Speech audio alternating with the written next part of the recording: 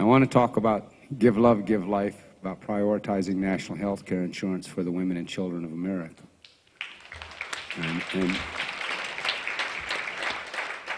And whatever gets said here, in some way, is got to do coming back to that.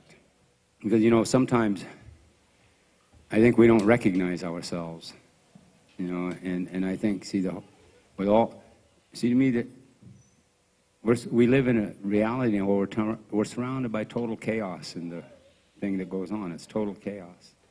We can't make sense of it, you know, and we just get fed more chaos.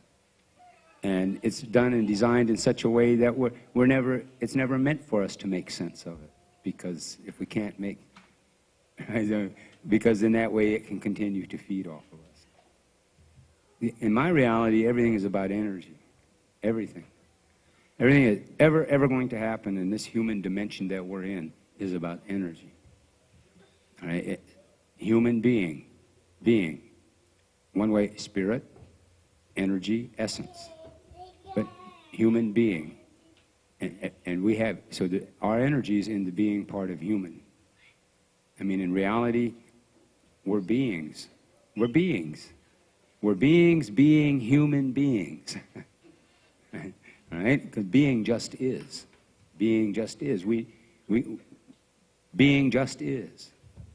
So we're human, but we're taking, this is like a temporary ride we're taking, right? This is our human ride. This is like an amusement park, or amusement park, some kind of deranged thing. But it's almost like we're taking a human ride.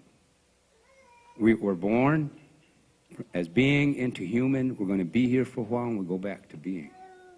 And it's what happens in the course of the human ride that says about the evolution of being. And this is what I think is going on. Right? So this is about the reality of being, and we're temporarily human. But while we're temporarily human, what we do with that power of being while we're temporarily human affects everything. All right, I'm going to start by reading some poems, and then we'll just we'll see where we end up. This is called Never Too Loudly. At times they were kind, they were polite in their sophistication, smiling but never too loudly, acting in a civilized manner, an illusion of gentleness, always fighting to get their way. While the people see, the people know, the people wait, the people say, the closing of your doors will never shut us out. The closing of your doors can only shut you in. We know the predator. We see them feed on us. We are aware to starve the beast is our destiny. The times they were kind, they were polite, but never honest. This is called Very Eyes. We see your technological society devour you before your very eyes. We hear your anguished cries, exalting greed through progress. While you seek material advances, the sound of flowers crying, the sound of flowers dying, carry messages through the wind trying to tell you about balance and your safety. But your minds are chained to your machines and the strings dangling from your puppeteer's hands, turning you, twisting you into forms and confusions beyond your control. Your mind for a job, your mind for a TV, your mind for a hairdryer, your mind for consumption. With your atom bombs, your material bombs, your drug bombs, your racial bombs, your class bombs, your sexist bombs, your ageist bombs, devastating your natural shelters, making you homeless on earth, chasing you into illusions, fooling you, making you pretend you can run away from the ravishing of your spirit. While the sound of flowers dying carry messages through the wind, trying to tell you about balance and your safety. This is called a dimension called loneliness. Trying to isolate us in a dimension called loneliness, leading us into the trap. Believe in their power, but not in ourselves, piling us with guilt, always taking the blame, greed chasing out the balance, trying to isolate us in a dimension called loneliness. Economic deities seizing power. Through illusions created, armies are justified. Class systems are democracy. God listens to warmongers' prayers. Tyranny is here, divide and conquer, trying to isolate us in a dimension called loneliness. Greed, a parent. Insecurity, the happiness companion. Genocide conceived in sophistication. Technologic material civilization, a rationalization, replacing a way to live. Trying to isolate us in a dimension called loneliness. We're human beings, and so whatever's happening to us in our individual as well as collective generational lives, this chaos that goes on, we need to recognize who we are, and we're human beings. See, I don't think we don't understand that anymore. And I think one of the purposes of technologic industrial civilization is to erase or suppress the memory of the human being from the human beings when they arrive in this reality. Suppress the memory, eliminate the memory of the human being, because the memory of the human being, all right, has a perception of reality that's entirely different. So anyway, as human beings, to recognize who we are, human, our bone, flesh, and blood, our DNA, we're made up of the metals, minerals, and liquids of the earth, or shapes of the earth. And we have being. All things of the earth are made up of the same DNA, so to speak. And all things of the earth have being, because our being comes from our relationship to the sun, sky, universe. I mean, literally, the sunlight is the seed that brings life to the water-bearing womb that is the earth. See, so our being is in relationship to that. Spirit, energy, human beings. See, so our relationship to the reality of power is in the reality of being a human being. Now, what I think they're doing to us, I think they're eating. To me, it's like eating our spirit. Or it's like some disease that has affected the living energy that is the earth, and there's this disease energy that has affected the living energy of the earth, and it passes on through human consciousness, and we pass it on. That's how it got there. But whatever it is, we're human beings, and we understand, or we know we live in a technologic perceptual reality where they can take the being part of the earth that's called uranium and put it through a mining refinement process and convert its being into a form of energy. They can take the fossils from the earth and they can put it through a mining refinement process and convert its being into a form of energy. Well, they take the technologic industrial civilizing process, mines the being part of human through how it programs the human to perceive reality through the use of the human intelligence. It programs us how to perceive reality. See, and we're not taught to perceive reality as human beings. We're programmed to perceive reality by gender, race, nationality, and it gets layered and layered and layered. But see, we're not taught to perceive reality as human beings, and we're just not taught that. Because see, there's a. All right, now when you mine the uranium and the fossils out of the earth, and you convert its being into a form of energy, it leaves behind poison and toxic waste that are dangerous to the life environment. When you mine the being part of human through the intelligence of the human, it leaves behind poison and toxic waste. And that poison and toxic waste takes form, it manifests in the forms of the fears and the doubts and the insecurities that become a part of your perceptual reality. A devaluation of self, so to speak. That's the result of that toxic thing. All right, those poisons and those toxins.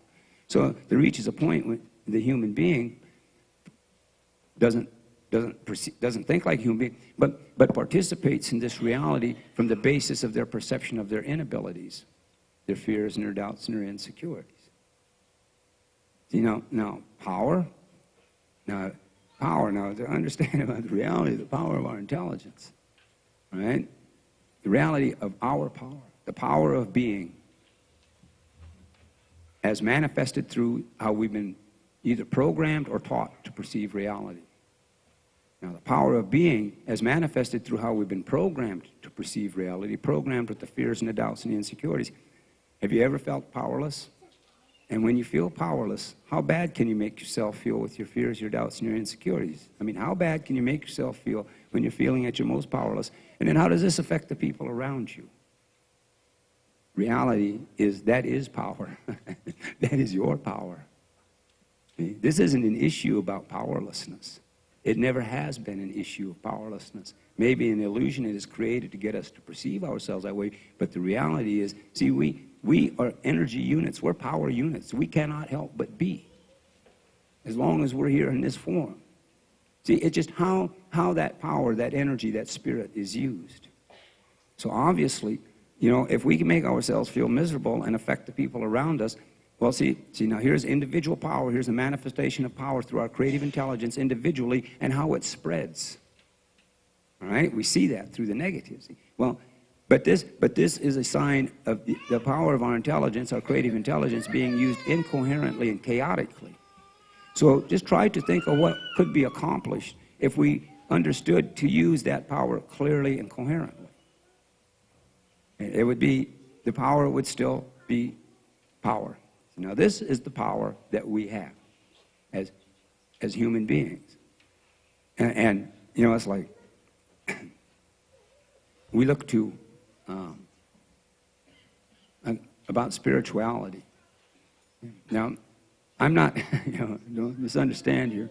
I'm not the expert on spirituality. Right? You know, the spirits are trying to deal with me yet, right? But I'll get there. But what I figure is, whatever the search is for spirituality, is I figure if we can't give the Creator, we need to thank the Creator every day. Every single day we need to thank the Creator for giving us life. See, I just think that's respectful, right? And the second thing I think we should thank the Creator for is giving us intelligence. You know, I mean, the sacreds, everybody's got their notions about the sacreds, but I'm going to nail it down to what I call the two sacred sacreds. The first sacred is life itself, breath, life. And for us as human beings, the second sacred is our intelligence, No matter what our spiritual quest is, no matter what quest we're on, if we don't understand the sacredness of our intelligence and use it as clearly and coherently and responsibly as we can, then we're wanting to show respect to the Creator, but we're not quite synchronizing it because of this misunderstanding. But we create our reality every day. Every day we use the creative power of our intelligence to create our reality. It's just, unfortunately, we're creating our reality with a lot of negative, bad things that have been imprinted into our consciousness. And see, to me, this is all done on purpose. No accident. They really are mining. In the cosmos of temptation's leanings, all that went down had many meanings. She saw some light hidden behind the dark. In rivers of loneliness, anger left its mark. Many of life's chapters written by wrongdoing men, gambling to win, her desperation not to lose again. A woman holds remnants of girl child's goals, wandering through dimensions of wandering souls. Much more pain than glory as her story unfolds. The reality is the illusion keeps playing roles. Late night sleeping dreams still coming back. A mind with the blues wearing mourning black. Baby doll's blues, a girl now all grown up. The golden chalice turns into a Teflon cup. Playhouse dreams devoured by living scenes. Everything something, with nothing as it seems. Gnawing pain, aching from long time hurt. Suppression memory, reflection self-worth. There's a noisy closet behind a locked door, filled with a past I can't take anymore. Searching for the key to let her run free. Life beyond the image. See another reality. In love with a man so slow to learn. Standing her ground, no more cheeks to turn. Cages were built by what's been done. This sister, a prisoner, living under the gun. Standing accused, she cries, that's not me. I'm a real person. Why won't you see? Needing the peace she's searching for, worn down from those days at war. With private truths she wants to tell, but she doesn't want to be put through hell.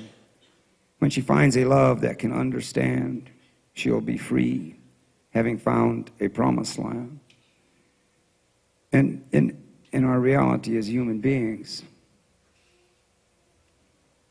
and we're made up of the metals and minerals and liquids of the earth, so we are all related, all my relations. So that means every human being is a descendant of a tribe. We are all descendants of tribes.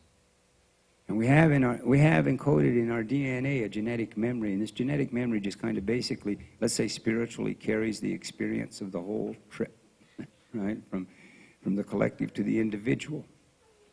So within us, we have a collective ancient ancestral memory of being a human being, and in that memory, see, life, this was a spiritual reality, and we're just, remember, the human is temporary. This is about the reality of being. So this is a spiritual reality, and because it's spiritual reality, we're borrowing the present from the past, as well as from the future. So therefore, life was about responsibility. Life was about responsibility. And that's where we come from as human beings. See, now life is about freedom. You know, and this is something, we need to think about this. I just think that we do, all right? Because now we chase freedom. We don't think in terms of, we don't really think in terms of responsibility as human beings.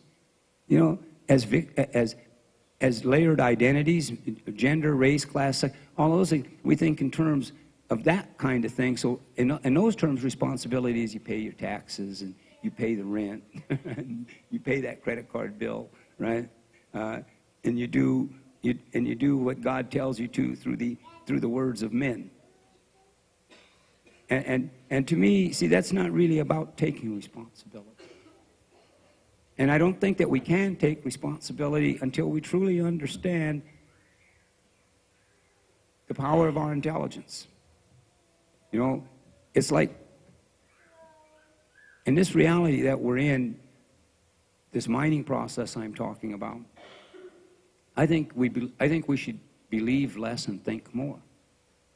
All right, we should believe less and think more, because everything is about energy. Everything is about energy. This mining process, our spirit, our beings being turned into a form of energy to run a system. Everything is about energy. So for us, when, you know, thinking is energy flowing. This is about energy because it's moving. But to believing means the energy is, because every belief has walls. It only goes so far. This is what I believe, and that's what I believe. So we can't really think and believe simultaneously. See, we've been programmed to believe that believing is thinking, but it's not. All the self-doubts and all the ways we beat ourselves up, we're not thinking this stuff. This is stuff we believe. And believe was put there by someone else. See, so we need to make a distinction, all right, because we want power, we understand. See, we have it. It's just now we must learn how to understand it and to use it clearly and coherently. So and believing to me is like, no offense, but when I just hear I believe this, I believe that, in one way I'm just hearing someone say, I don't know this, I don't know that. You know, and I think, well, instead of saying I believe this, I believe that, wouldn't it be easier to just say either I know it or I don't, or I think? See, because I think is what we really want it to be. Because I think if we say I think that, if we think in terms of thinking more than believing, I think we will think more. It just, you know, I don't know, it's crazy stuff, right? But if we say I believe, then we're just, you know, it's like some kind of self-hypnosis. that's very subtly laid in there to mess with how we activate our thinking process. Because it's all layered in with all that. Sure, because if we don't like ourselves and we think we're all messed up, then of course we believe too much, right? And think not enough. And so we have to reach this understanding, see, that there's not anything wrong with us as human beings. Get over this original sin stuff. Because, it's just, I mean, if you really think about it, that's insane.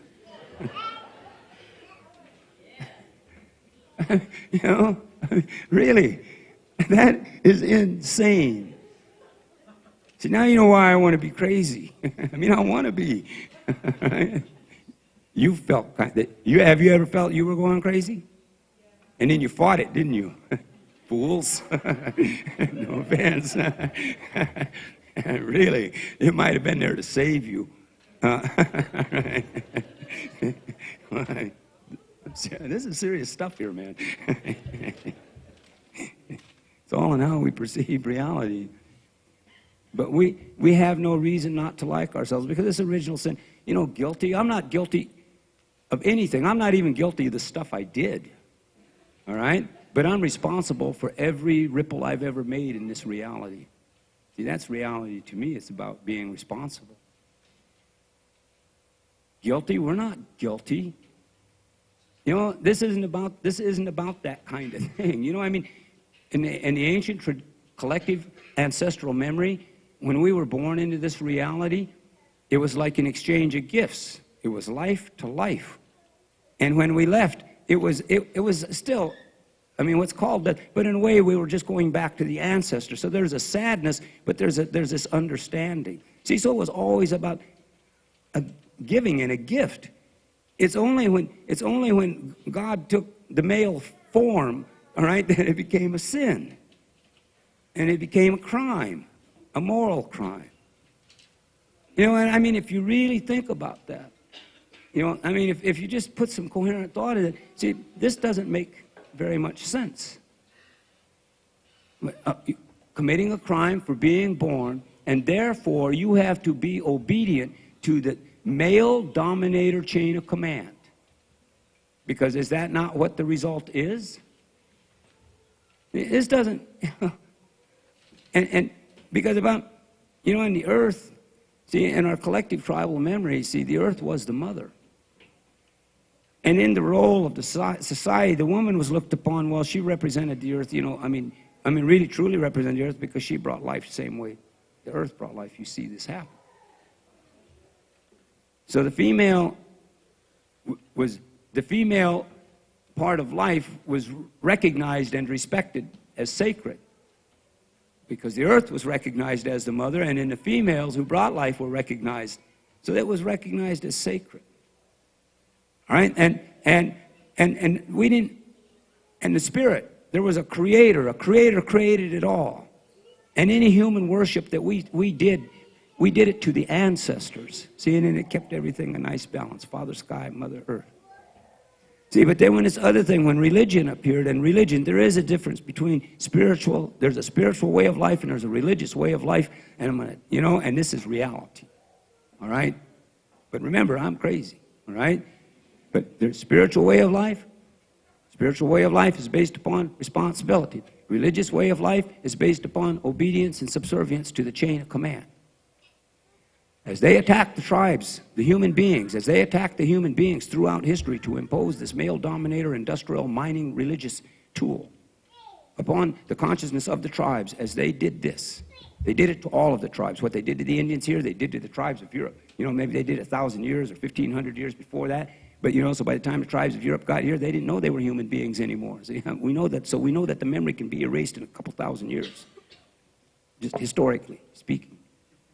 But they did this to all of us, all right? And when they did this, see, and in order to get us to submit to that, they had to attack the earth. So they had to attack, because the new God says the earth is, God created it, owns it, and now the people are supposed to subdue it and prosper for the new God or something like that. But it all became material and not spiritual. It went from spiritual, they said spiritual words and holy holies and stuff, but in reality it went from, all right? It went from spiritual to material. So religion, to me, all right, this religious perception that was imposed upon us, all right, has everything in the world to do with sexism. It has everything to do with sexism. It's because when they were attacking the original memory and the original understanding about the earth being the mother. Well, in order to attack the earth and prosper, all right, for this new God, then they had to create sexism, because otherwise they couldn't get them to go turn against the earth too. And we know that the human beings in Europe held out. We know that they held out through tremendous trauma. Because this started out, I don't know, the Egyptians, the Greeks, the Romans, all this stuff, right? But the tribes were around, and then this civilization, as it's now it's shape-shifting into what it is, all right? It went after them. And so by the time of 1000 AD, the tribes of Europe, or the descendants of the tribes of Europe, really didn't know they were tribes anymore, but they still had a spiritual perception of reality. They still prayed to spirits, and the women were still, a lot of stuff still going on. But at that time, by then, the royalty and the landowners and stuff, they were well entrenched, and the church was well entrenched. So all of these human beings, the descendants of the tribes of Europe, they were property. They were somebody's property. By then they were property. They were no longer tribes. But they still prayed to spirits, all right? And in the church, now the church, as it's manifesting, because understand this, all the governments we have in the Western world now evolved out of the Roman Empire, which the Roman Empire shapeshifted into the Roman Catholic Church. And then through the Roman Catholic Church for the next 500 years, they decided what form of government was going to take place basically all over the world. All of this shit just come out of that. But during that period of time, all right, around 1000 AD, the descendants of the tribes of Europe are still praying to spirits and have this kind of a way, all right? And then so the church said that it was going to wage a war to possess the souls of the godless savages and the godless heathens. So it waged a war to possess the souls. So basically, all right, and they used what they called the Inquisition. And the Inquisition was just basically human slaughter for about 400 years. And they killed as efficiently and effectively as they possibly could, all right, with the technology they had at hand then, all right? And then, so at the end of this 400 years, the descendants of the tribes of Europe, number one, they had to love. The church was there to possess them. So they had to, in order to survive, they had to love what they feared. And it was there to possess them. So love, fear, and possession got all twisted up right there in the psyche of the Westerners then. And they've never unsorted it. They haven't. Not really. So by the time the descendants of the tribes of Europe got here, they did to us what had been done to them. But when they got here, we said to them, they asked who we were. We said, we're human beings, But it wasn't really about they thought they were in India. They didn't know where the hell they were. So it wasn't about where they really thought they were. The real issue is here, they didn't recognize what it meant to be a human being anymore. That's the real issue. Because their church debated it later to decide this stuff, so that meant they couldn't recognize what it meant to be a human being anymore. So anyway, for us, remembering who we are. So this is why I'm saying about believe, because everything that got imposed upon us, all right, every traumatic thing that ever happened to us, was somebody did it to make us believe something. So we should be careful about that. And the other thing we need to look at is judgment versus recognition. About this guilt, sin, and blame stuff. It's remember the sacredness of the intelligence. Our responsibility is to recognize reality, to recognize it, not judge it. Because like believing and thinking, all right, either we can recognize reality or we can judge it, but we can't really do both things. It's an either-or situation. Because the ability to recognize is like thinking. It means it's flowing. The energy's going. Judging is a box, right? And so you can't recognize and judge simultaneously. And for whatever it is that we want to accomplish within our own realities, these are things that's in our best interest to understand. Because, we got the bad guys to blame. And some ways the bad guys, the biggest danger to me about the bad guys that we have to blame is that it may be a backdoor for us to let ourselves off the hook. That's the thing that concerns me the most about it, because this way we can go through motions. We don't have to think real clear. We don't have to get real serious. We can just go through the motions of comfort and frustration and the things out of our fears and stuff, all right, and continue to go and do it the same old way it's always been done with no real thinking and input being put in. And then we can claim that we've done our best. But I don't think that we are doing our best.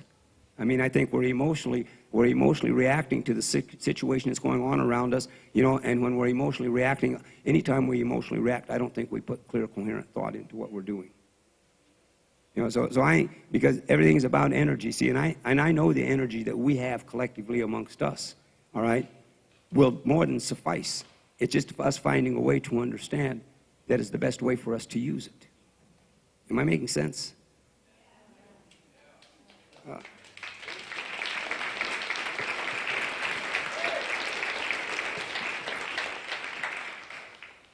I don't need it for moral support. I just need to know if I'm making sense. But thank you for enabling.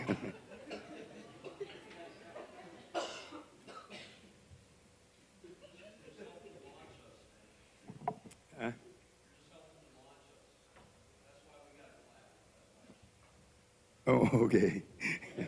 All right, man. No, it's cool.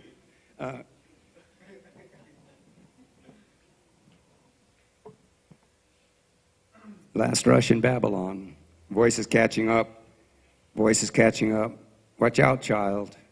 Watch out, child. Babylon falling down. Falling down. Society of broken promise. Economies war, citizen whores. Political pimps leaving us flat on our backs. Trading today, waiting for the promised land. Roles playing roles, covering every day's fear. Going off to work, having the job done on us. In the eyes of God, building the bomb. Loving thyself, hating thyself. In the illusion. Caligula laughs loudly through time. Twisting love to get at the sexes. Classes material consumed. Designer worlds create electric impulses, turning down life, the real goodbye. See it in our face, see it every place. The great lie licks its lips. Narcotic concepts suffocate the individual. War maker and the peace pretenders in the trance of the vicious circle. Nonviolence feeds from the fruits of violence. The great lie licks its lips. Last rush in Babylon. Voices catching up. Voices catching up. Watch out, child. Watch out, child. Babylon falling down. Falling down. And so everything being about energy, it's like sometimes if we just use, see, we're all energy, all of us. You know, every one of us, we're a little unit of energy. And if you could look at the land base that is called North America, just stick to America, say North America, and you viewed it, and you could view us as energy, see, we would all represent light. Let's just look at it this way. So just imagine all the human beings here, all right, represent light as energy, that spirit, that being, all right? But when you look at this large energy field of light, right, there's an imbalance of the light. See, there's a part of this light, it's a small part of this light, but it's burning excessively bright. See, and the larger part of the light is dimming, right? So this excessively bright light is burning at the expense of the larger mass. That's why it's dimming. But in the dimming light, there are still all these sparks. All right? There are all these sparks of light, see, and these sparks of light that want to ignite. All right? That's us. That's the way that I see it. That's us. We are the sparks of light that want to ignite. Because this other process is taking place. Everything is about energy. Everything. It truly is. And if we understand that, or find some understanding about it, so that we can find a way to use it beneficially to our own individual, therefore collective good. Now,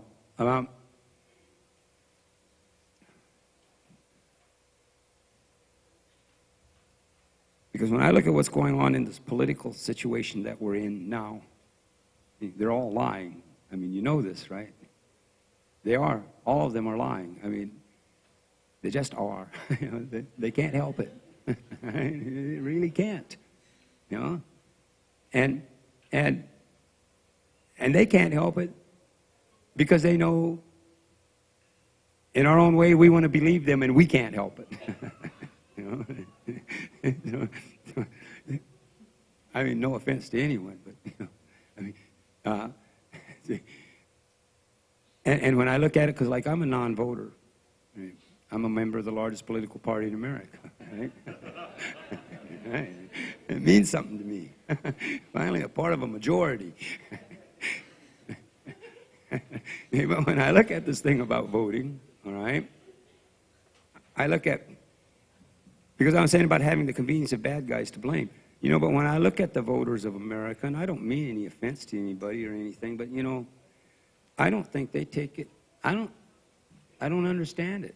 If it's such a big right to them, if it means all these goody-goodies to them, then how come they don't take it seriously and use it seriously? How come they'll just settle for a promise, all right? Or how come they'll vote against somebody they hate, or they'll vote just specifically because of gender, or specifically because of race? And how come they know, and I know, see, I know, this is something I hang on, see, I know that we have to know that they're lying. I know we have to. I mean, whatever we rationalize and this and that, but I know we have to know that they're lying. And if we don't, what does it take? I mean, really, what does it take? If we don't know they're lying, then anybody that does not know they're lying, I mean, we can rationalize, but I mean, cut to the heart of it. Anybody that does not know they're lying is a Stepford. All right?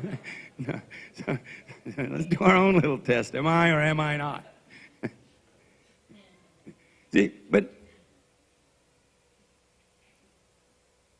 so having them to blame, see, it seems to me for us, the people that want to participate, if we would just take and use our intelligence more coherently and clearly and start to put some real thinking into this, see, we can create change.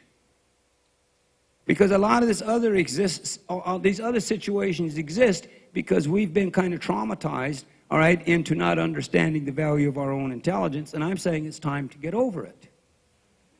All right? Because this is about evolutionary survival.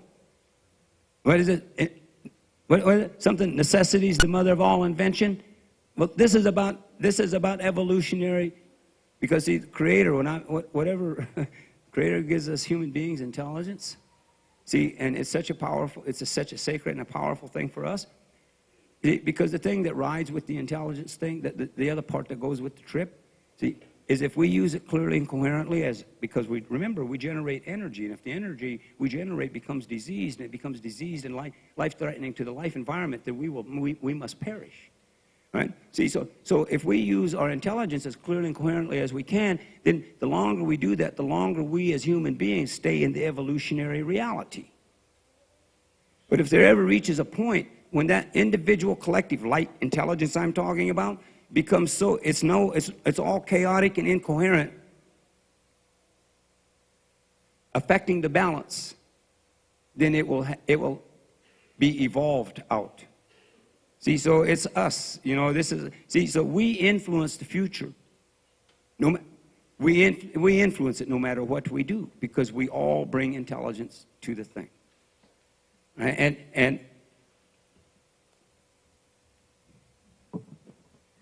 And about this, I want to, and whatever this stuff is, because I think every one of us carries a piece of it, about feeling bad about ourselves and not recognizing, I'll call it devaluing ourselves. Well, I figure every messed up thing that ever happened to any of us, number one, see, I think as human beings, and as like you look at the little kids and stuff, right? See, I think that we really get it more as kids, because the realities are much more reality. Right? And then, so I think we get to wander, see, but then I think it's trauma that locks us in. See, and then we can't wander the same way anymore, all right, with our intelligence. So we all had trauma. See, so it seems to be a part of the civilizing process. See, we all get nailed with a trauma somewhere. And sometimes the trauma is an act of God. And sometimes the trauma is just plain old man-made and initiated. All right? And usually, most of the times, that's what it is. But the way the system works, because we've been programmed, there's something wrong with us because we were born in, right? Those things. When the trauma happens, we blame ourselves for the trauma. And depending on what the trauma is, we blame ourselves for it. And if the trauma continues to happen, well, we continue to blame ourselves. And then whatever the trauma may be, we're going to have an energy, a reaction. So we're going to start reacting to the trauma, all right? And we will develop behavior patterns of reaction to whatever the trauma was. See, and everything collectively builds and builds and builds and builds. See, again, against us. This is the power of our intelligence and our imagination. We've been programmed to perceive reality, to use our intelligence, the power of our intelligence in that kind of a way against ourselves. All right? Because this is what's based upon, this is the reality based upon believing and judging. If we take and understand to recognize, now let's go back to the trauma ride.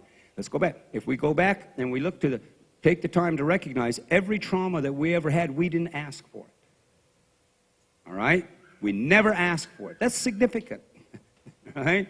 If we didn't ask for it and it happened to us, and then whatever reaction it created after that is a result of the original thing that we didn't ask for. And if we had enough clarity to understand that this is what happened, it doesn't devalue me, all right? It doesn't devalue me, because life is this.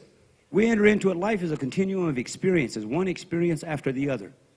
All right? But the whole trip about this continuum of experiences, we're supposed to learn from the experiences. We're supposed to learn from the experiences, because this will affect how the future experiences that we have. And if we don't learn from the experiences, then what we do is we create those same experiences, just in maybe different forms with different names, all right? But we create those same experiences in the future. See, so it's all about how we perceive. Because there's not anything wrong with us.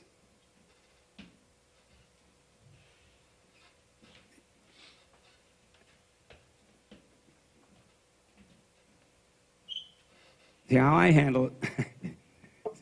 See how I handled it? I just created the me's. Right? I call them the more me's. Read a poem about them. No, the more me's. They're all in here. That's how we dealt with it. But it's good, right? I think Western civilization is wrong. See, I don't trust anyone with just one personality. And I don't. No offense, but I don't. And I'm not going to. It's the ones that are trying to just have one personality that scare me. Whatever's going on in this reality, I mean, when I really think about it, and as everything is spreading and intensifying, you know, America's about ready to take a serious economic hit. I mean, this is just a taste. I mean, I know on TV they're lying about maybe there's going to be a recession when the recession's already happening, right? But there are other things going to happen here. You know, and there's going to be a lot of frustration and a lot of reactionaryism, and there's going to be more implementation of the Patriot Act, all right, of the Super Patriot Act. There's going to be less and less civil liberties and less rights. There's going to be a reaction to the economic crisis that's coming. They're going to put the Democrats in the White House so the Democrats can take the hate. For what they did, I'm telling you, all right? And they Manchurianed Obama, all right, because Hillary, they don't like Hillary, and Hillary's was all stored up for it, so they Manchurianed Obama, all right, and they put Obama, and Obama doesn't know this, but they Manchurianed him and put him out there, see, so they can create division within the Democratic Party, then hand over the Democratic Party, and then when the economic hit takes, use the Democrat to implement more of the Super Patriot Act stuff. You'll see. But remember, I'm a crazy man, so if it don't happen, I was just crazy. But if you're sitting in a room somewhere on your way to an internment camp, then, well, he was crazy, but he was right.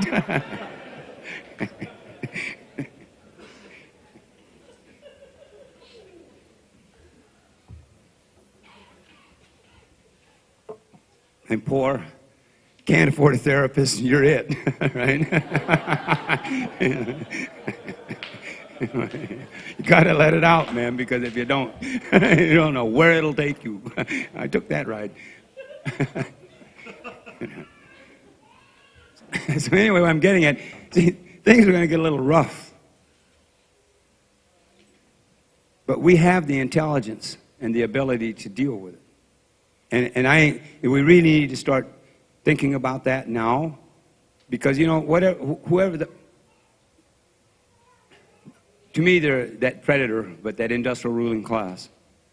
There are things coming, but everything's in place, see, and they're expecting, the only thing that they're not expecting is for the citizens to respond with clear, thought-out plans.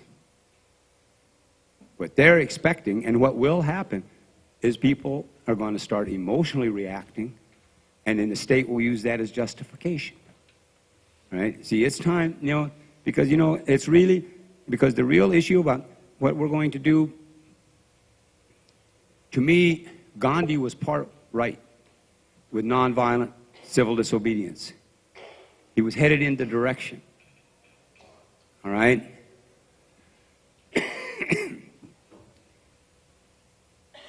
But I think it's about non-cooperation. All right? I think it's about non-cooperation. And I understand that we have to do our civil disobedience. We have to do whatever it is we have to do. I understand it. I'm not quarreling with it. I'm not saying it shouldn't be done. I'm just saying, but the real key here is about non-cooperation. Because when you go to demonstrate, all right, when you go to demonstrate, if you do it with violence, violent civil disobedience, the state war games, and they get to use their clubs, and they get to do all their stuff and drag you off, and it's like a war game. See, so they get a lot out of it. All right? Oh, and if it's a nonviolent, peaceful one, well, they still get to play their war games, right? And you buy magic markers and cardboard and make the signs and demonstrate. So they turn it into a little profitable thing, and everybody behaves, and they get to take the picture of everybody that comes. You know, no matter how peaceful you are, they get to start identifying you, and you'd be surprised how many of you that go to demonstrations, all right, have been identified. I mean, see all this stuff going on. See, so it becomes an issue. We need to think in terms of non-cooperation. Now, everything they ever do to us is to feed off of our energy. So it's a matter of trying to figure out, use our intelligence in ways where we don't give them the energy that they want when they want it. Now, I don't know who this makes sense to, right? But to me, it's like think for ourselves. To think for ourselves and think the stuff out clearly and coherently. Because whatever it is we've got to do, I'm telling you, I mentioned this earlier, but about I don't know if you've ever had the experience of emotionally unloading on someone and then later thinking, well, I wish I'd have said this, or I wish I'd have said that, because what the emotional unloading wasn't really what was felt. It was just an emotional unloading, and what really needed to be expressed didn't really get expressed. See, well, that's how we're participating in this reality. Reactionary. Emotional reactionaryism based upon what we've been programmed, how we've been programmed to believe. So what we're asking here is, so what we're asking for help on this prioritizing health care insurance for the women and children of America. And if anybody here, if any of you, would agree to do the tens, right? And if you have the ability and the will to do more than that, that's what we want. We encourage it. We ask if anyone has access to the veterans. We ask that the veterans, to talk to the veterans groups, their organizations. It isn't about whether you're for or against the war, but to the veterans, because they're the veteran class. This is America's warrior class. And if in any culture, the warrior class always looks out for the women and children. See, so, to make real outreach and talk to real people about it, because we can have an influence in what goes on. And I'll lay it like this. So anybody that agrees with what I'm saying here about prioritizing, if you agree with it, then you have a responsibility to act on it. How's that? Because you agree. Right? And I think if we take the best that we have, because, I'm telling you this right now, don't surrender. Why give up? Every day, thank the Creator for life, and then find a way to live it. Because the part of the thing is we spend, the fine lines. Sometimes maybe it just, you take enough time to remember that you're alive every day. So that's why you give thanks for life, because too many people now are just stuck at existing and surviving. You know, and we do, and so what we do makes a difference. If we continue the same old behavior patterns, then that's the difference we make. And I'm going to close this up, but you know, I came through the 60s. And I remember our idealism. We were young. We were the majority. I remember our idealism. You know, our idealism was good. Our motives were good. Our intentions were good, you know, but our understanding was not quite what it should have been. That's what happened. All right? All right? But we had all this good stuff going for us. And we did it the way you always do it. You protest, you organize, you do whatever, you know. And the same way our parent generation did it when they participated. They did it the way you always do it. But see, but the reason I'm bringing this up as a question here, or as something, all right, is that because obviously something has to change, because we've gone through the motion of going somewhere, but we didn't really go anywhere. Whatever token rights and concessions they made, they took back later. So something didn't change. So as we're dealing with whatever it is that's coming at us in the future, and whatever's coming at us in the future has been here before. They recite, see, it's just a repetition. Their history's a repetition. So they're not going to do anything they haven't done before. It's just that the technology is different. All right? But they're not going to do anything they haven't done before, because they operate in a behavior pattern. There's a behavior pattern to how the oppressor class operates. And if we took the time to understand about patterns and our own behavior patterns and really looked at, people are serious about change, we want to put some serious stuff in, look at the behavior pattern, all right, of the oppressor class, because there is the way to find ways to think our way through it. See, this here will never outfight them. Take that out of your mind. Take that out of your mind. You cannot outfight them without becoming them. Just simple reality. They're the bad guys. And if you have to outfight them, then you got to be badder than them, don't you? That's reality. And it can't be undone. So this is about thinking. All right? Our power. The real power of the human being is in our thinking. And that's what this is all about. And we're asking you to help use the power of thinking and action to help us to raise this voice. Because everyone that's here for ovarian cancer, because they relate to what we're saying about that, or any of the other, you know, I mean, because with the ovarian cancer, you know, in America, as long as America's been America, they've been before Iraq. If you add all the wars of America up, it comes to about 50 years of war. And in that approximately 50 years of war, I think it's 1,200,000 soldiers, people were killed. This doesn't count the Indians. Those don't count. That war doesn't count. All right? Just the other wars. All right? But in the 50 years between 1957 and 2007, from ovarian and other gynecological cancers, the same number of women died.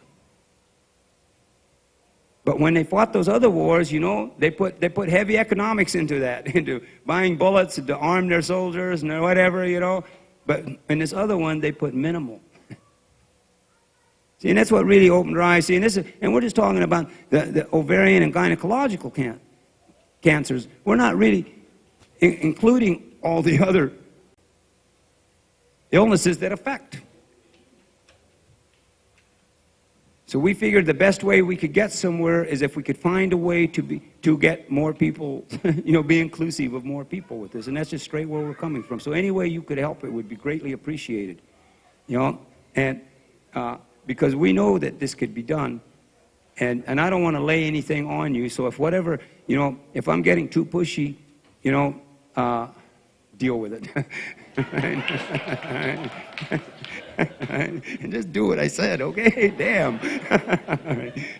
I'm going to close with a poem, and then we'll see. I should find a happy poem, right? Something nice, or you want? I don't know if I have any. Oh yeah, hey, this is a book of all my lyrics.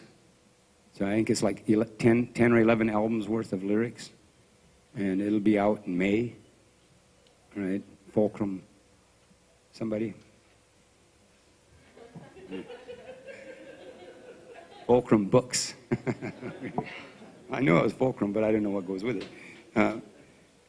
So anyway, I just pass that on to you.